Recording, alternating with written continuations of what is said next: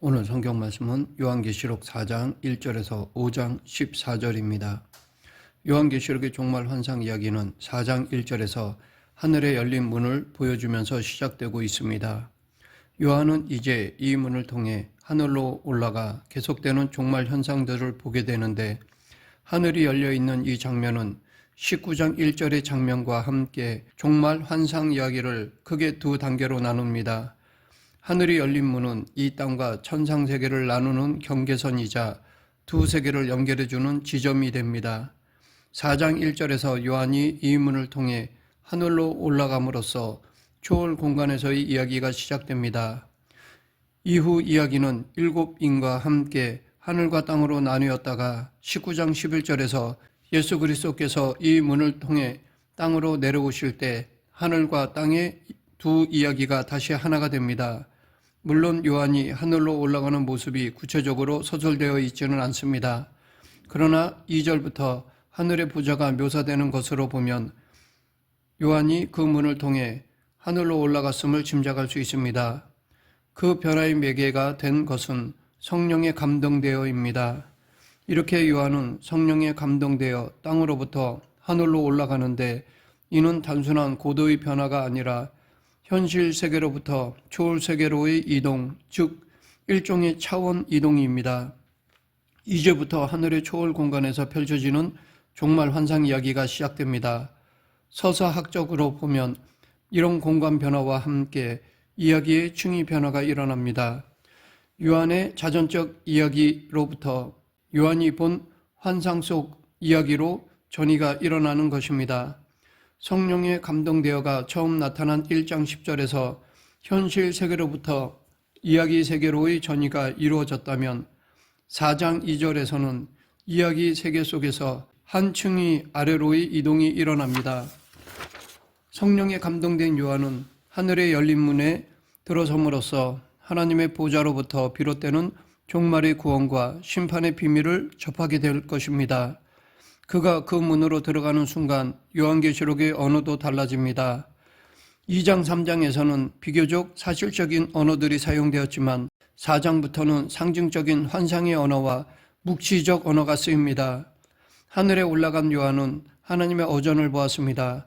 요한계시록에서 하나님의 어전은 하늘 성전으로 지칭되기도 하며 예루살렘 성전과 비슷한 특징을 가지고 있습니다.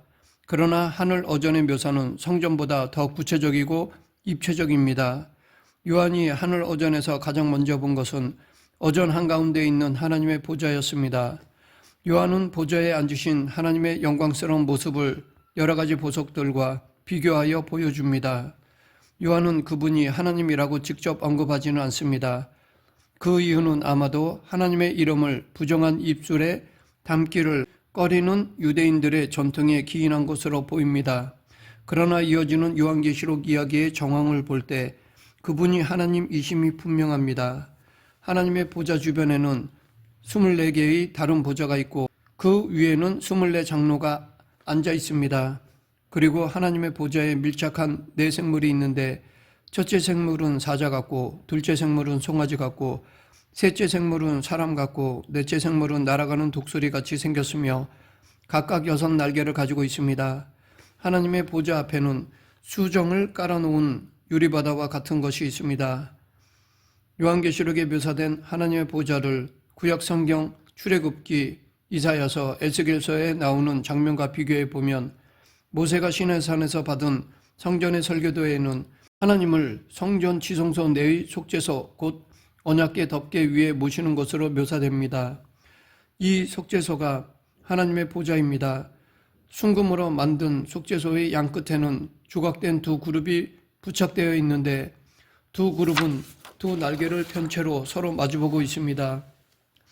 출애굽기의 성전 설계도가 땅에 있는 하나님의 보좌를 나타낸다면, 예언자 이사야의 소명 장면은 하나님의 하늘 보좌를 보여줍니다. 이 보좌에서 스랍들이 6날개를 가지고 거룩하다 거룩하다 거룩하다 라며 하나님을 찬양하였습니다. 에스겔서 1장에서는 하나님의 보좌를 더 입체적이고 동적으로 묘사합니다. 에스겔이 본 하나님의 보좌 아래에는 두 그룹 대신 사람과 사자와 소와 독수리의 얼굴을 한 네 생물이 있으며 사방으로 바퀴가 달려 있어서 자유롭게 이동할 수 있습니다. 출애굽기의 성전 설계도에 묘사된 하나님은 속죄소 위에 계시며 성전 안에 정주에 계십니다. 그러나 에스겔서의 하나님은 어디로든 이동하실 수 있는 분으로서 유대인 포로들과 함께 바벨론에 와 계십니다. 요한계시록에 묘사된 하나님의 보좌는 이사야서와 에스겔서에서 묘사된 특징을 함께 가지고 있습니다. 요한계시록의 하나님의 보좌는 성전의 특징을 가진 하늘 어전이 있다는 점에서 이사야서의 보좌와 유사합니다. 반면에 입체적으로 내생물을 둘러싸여 있다는 점에서는 에스겔서의 보좌에 가깝습니다. 그러나 에스겔서의 보좌는 하늘 어전에 있지 않고 땅 위를 이동 중이라는 점에서 요한계시록의 보좌와 다릅니다. 요한계시록의 내생물이 6날개를 가지고 있다는 점에도 에스겔서보다 이사야서의 묘사가 더 가깝습니다. 이사야서의 서랍들은 6날개를 가지고 있는 반면에 에스겔서의 내생물은 4날개와 2손을 가지고 있기 때문입니다. 이 환상 이야기는 문자적으로 해석하기보다는 환상에 담긴 상징적 의미를 읽어내야 합니다.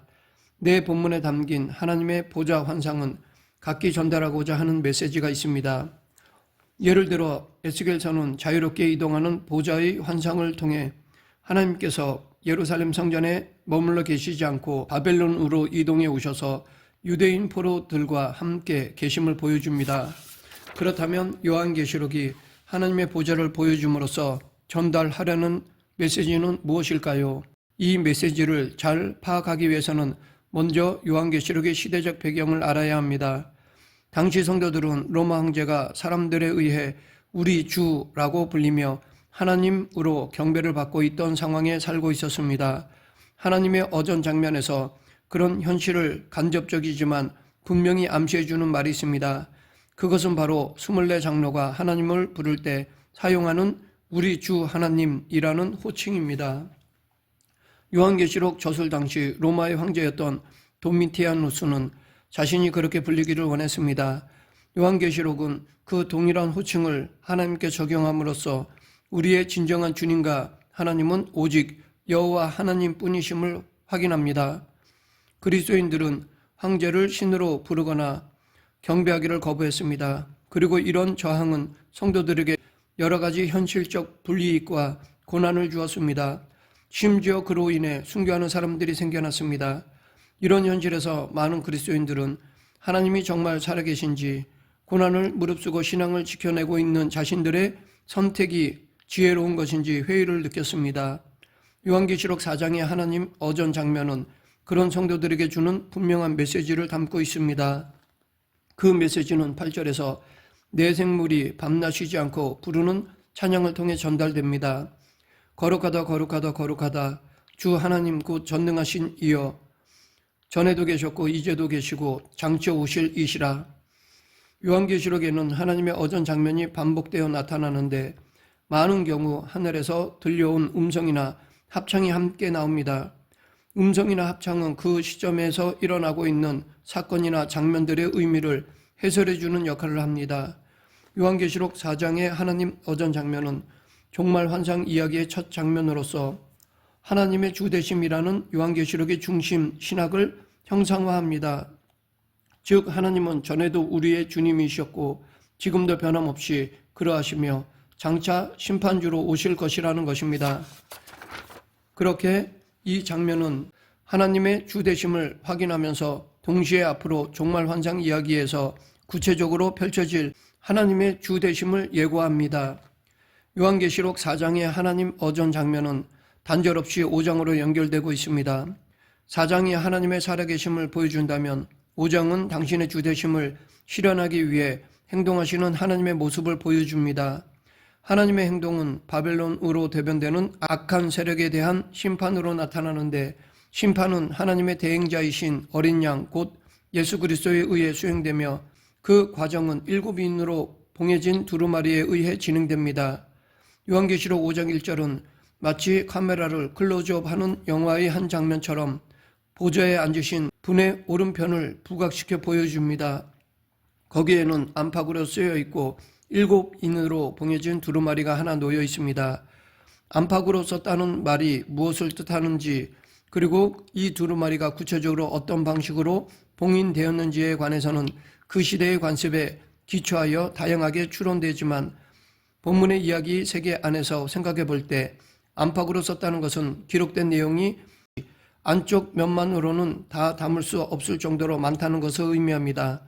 그리고 어떤 방식으로든 그 책이 봉인되어 있다는 것은 매우 중요하고 함부로 공개할 수 없는 내용이 적혀 있으며 봉인을 떼기 전에는 그 누구도 그 내용을 읽을 수 없다는 것을 뜻합니다. 그렇지만 밖에 기록된 내용은 봉인을 떼지 않더라도 얼핏 훔쳐볼 수 있다는 점에서 독자들의 궁금증을 자극합니다. 요한계시록은 이런 방식으로 독자들의 호기심을 극도로 자극하면서 종말 환상 이야기를 풀어내고 있습니다. 그러면 그 두루마리에는 어떤 내용이 담겨 있을까요? 요한계시록 5장은 그 내용을 직접 알려주기에 앞서 내용의 긴급함을 보여주고 있습니다. 2절, 3절을 보면 힘있는 천사가 소리내어 두루마리의 봉인을 뗄 자격이 있는 자를 찾지만 어디에도 그런 자를 찾지 못합니다. 그러자 요한이 소리내어 울었습니다. 왜냐하면 책의 내용이 궁금해서가 아니라 그 책에 요한이 기대하는 다급하고 절실한 내용이 담겨 있기 때문입니다. 그의 절박한 기대는 하나님께서 성도들의 고난의 현실에 개입하셔서 악한 자들을 심판하시고 하나님의 주대심을 보여줄 것이라는 기대, 곧 종말 심판에 대한 기대입니다. 그 책은 7인으로 봉해져 있습니다. 이 7이라는 수는 앞으로 종말 환상 이야기를 이끌어가는 구조적 매개가 됩니다. 5장 다음에는 7인을 하나씩 떼어가는 장면이 이어집니다. 이 7인은 다음에 7나팔을 열어주고 또 7나팔은 다음에 7대접을 열어주는 형식으로 꼬리에 꼬리를 물고 이어집니다. 이것은 종말 환상 이야기의 전체 구조이기도 합니다. 이런 구조는 7인으로 봉해진 두루마리의 내용이 뒤에 이어지는 7나팔 재앙과 7대접 재앙, 곧 종말 심판과 관련된 것임을 보여주는 또 하나의 근거가 됩니다. 두루마리의 봉인이란 밀봉하려는 물건의 겉면에 양초 같은 것을 녹여 붓고 도장을 찍는 것입니다. 이렇게 봉인된 문서는 아무나 열 수 없고 오직 자격이 있는 존재만이 열 수 있습니다. 하나님의 종말 심판에 담겨있는 두루마리를 열 자격이 있는 존재는 누구일까요? 그 책에 종말 심판의 내용이 기록되어 있다면 그것을 열어볼 자격이 있는 존재는 오직 하나님을 대신하여 심판을 수행하실 자뿐이십니다. 요한계시록 5장 5절에서 24장로 중 하나가 그분을 유대지파의 사자이자 다윗의 뿌리라고 소개합니다. 사자는 유다지파를 상징하는 동물이며 다윗의 뿌리는 예언자 이사야가 언급한 메시아의 호칭입니다. 그렇기 때문에 이것은 유다지파 다윗의 자손으로 이 땅에 오신 예수님께서 봉인을 떼시고 두루마리를 열어 종말 심판을 수행하실 것이라는 것을 암시합니다. 그런데 여기에 하나의 반전이 있습니다. 6절에는 사자가 아니라 어린 양, 그것도 죽임당하신 어린 양이 나옵니다. 여기서 죽임당하신으로 번역되는 그리스어 에스파그메노는 완료형입니다. 그리스어의 완료형은 과거에 이루어진 동작의 결과가 현재까지 미칠 때에 쓰이기에 이 말은 과거에 죽었는데 지금도 여전히 죽어 있다는 뜻입니다. 하지만 요한이 여기서 현재 완료형을 쓴 이유는 예수님의 부활을 부정하려는 것이 아닙니다. 오히려 예수님의 죽음을 강조함으로써 더 강렬한 메시지를 전달하기 위해서입니다. 그래서 요한은 스스로 죽임당하신 예수님과 자신 및 교회를 동일시하고 있습니다. 이런 방식을 사용함으로써 고난을 통한 승리 또는 죽음을 통한 승리라는 역설적인 메시지를 전달하고 있습니다. 여기서 잠시 요한계시록의 구조를 다시 한번 살펴보면 요한계시록 1장부터 3장과 4장부터 22장 사이에는 연속성과 불연속성이 있습니다. 이야기의 진행이라는 측면에서는 서사의 층위가 달라짐으로써 불연속성을 보이지만 요한이 연이어 본 환상이라는 점에서는 연속성을 가집니다. 이런 연속성이 견지해서 1장부터 3장에 요한이 본 첫 환상의 마지막 구절은 중요한 역할을 하는데 바로 이 구절이 담긴 하나님의 보좌와 이김이라는 주제가 요한계시록 4장, 5장에서도 중요한 역할을 수행하면서 두 본문을 연결해주고 있습니다.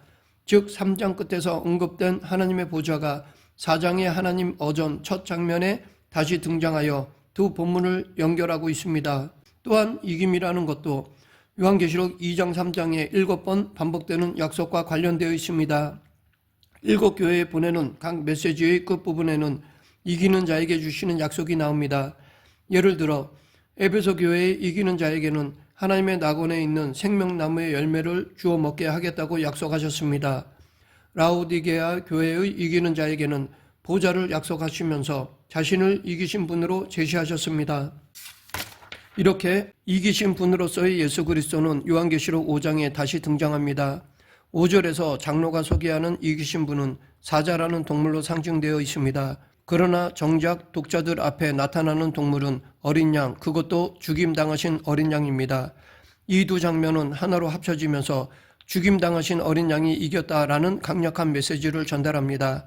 즉 두루마리의 봉인을 뗄 자격이 있는 유일한 존재이신 예수 그리스도께서 죽임당하신 어린 양으로서 두루마리를 열어 거기에 기록된 대로 심판을 수행하실 것이라는 것입니다. 말씀을 맺겠습니다. 예수 그리스도의 이김은 로마 제국의 이김과는 근본적으로 다릅니다. 로마 제국은 죽임으로써 이기지만 예수 그리스도는 죽임 당하심으로 승리하셨습니다. 우리도 예수 그리스도를 내 주님으로 모시고 내가 죽음으로 이 세상에 대하여 승리할 수 있습니다. 우리 모두 내가 죽고 오직 예수 그리스도만 높이는 성도가 되길 간절히 축원합니다. 기도하겠습니다. 사랑과 은혜가 풍성하지 하나님 아버지, 믿음을 끝까지 지켜 최후 승리를 누리는 저희 모두가 되게 하여 주시옵소서. 예수님 이름으로 기도드립니다. 아멘.